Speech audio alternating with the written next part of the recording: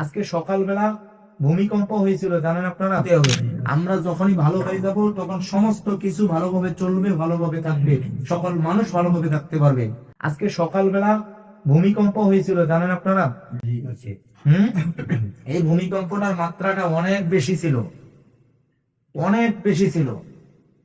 আমাদের আমরা আমরা তো কেন বলছি ভালো হতে হবে, দেখেন, আমরা মানুষ অপরিকল্পিত ভাবে নিয়ম নীতিকে তোয়াক্কা না করে শহরগুলোতে যে বড় বড় ভবনগুলো তৈরি করা হয়েছে, কোন রকম নিয়ম নীতি মানা হয়নি।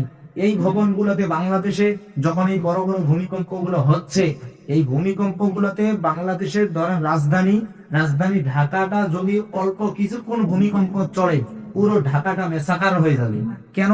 তার কারণ হচ্ছে বাংলাদেশের মানুষ কোনো নিয়ম নীতি মানে না। ঠিক কিনা বলেন?